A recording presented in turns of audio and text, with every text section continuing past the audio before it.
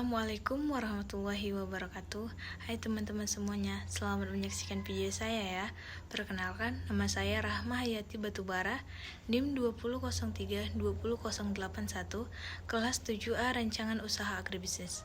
Dengan dosen pengampu Bapak Wahyu Isnanda Nasution, SST MP. Dalam video ini saya akan menjelaskan mengenai materi dari mata kuliah Rancangan Usaha Agribisnis sekaligus memenuhi tugas mandiri dan mata kuliah Rancangan Usaha Agribisnis. Selamat menyaksikan. Perencanaan merupakan upaya untuk mencapai tujuan serta menentukan tahapan-tahapan untuk mencapai tujuan tersebut. Sedangkan bisnis merupakan suatu organisasi yang menjual barang atau jasa kepada konsumen atau bisnis lainnya untuk mendapatkan laba. Perencanaan bisnis merupakan pedoman untuk mempertajam rencana-rencana yang diharapkan, karena dalam perencanaan bisnis dapat diketahui posisi perusahaan saat ini, arah dan tujuan perusahaan untuk mencapai sasaran yang tepat. Fungsi dari perencanaan untuk membantu proses pengambilan keputusan terbaik dan juga sesuai dengan tujuan perusahaan. Tujuan perusahaan itu ada beberapa, antara lain yang pertama memastikan bisnis berada di jalur yang tepat, kedua mematangkan rencana yang telah dibuat, yang ketiga panduan untuk mengambil keputusan, yang keempat meminimalisir risiko dan kegagalan, yang kelima memprediksi tren dan bisnis, yang keenam membantu mendapatkan dana investasi, yang ketujuh membantu evaluasi secara objektif. Tipe-tipe rencana bisnis yang pertama itu ada perencanaan bisnis operasional. Rencana bisnis ini merupakan rencana bisnis yang bisa memberikan gambaran jelas bagaimana sebuah perusahaan berjalan dengan baik.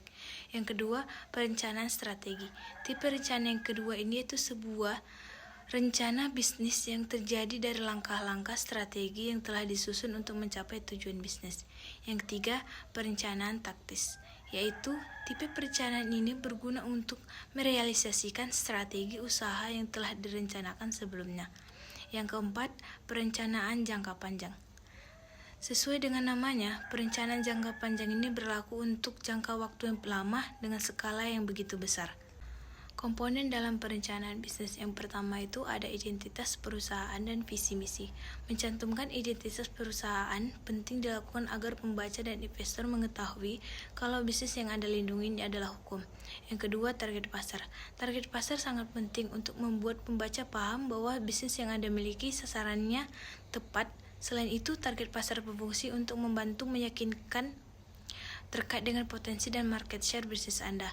Yang ketiga itu ada rincian produk. Komponen bisnis plan yang berikutnya adalah rincian produk. Anda wajib memasukkan rincian produk dalam sebuah produk adalah bukti bahwa perusahaan serius dalam menjalankan usahanya tersebut. Rincian produk di dalamnya itu adalah pertama, nama produk, komposisi, harga, deskripsi produk. Keempat, rencana pemasaran. Rencana pemasaran juga sangat penting dalam perencanaan bisnis karena Anda harus bisa memasarkan produk perusahaan agar mendapatkan omset. Yang kelima, biaya operasional. Jika ternyata modal yang Anda butuhkan sangatlah tinggi, maka Anda dapat mencari investor untuk memenuhi biaya operasional tersebut.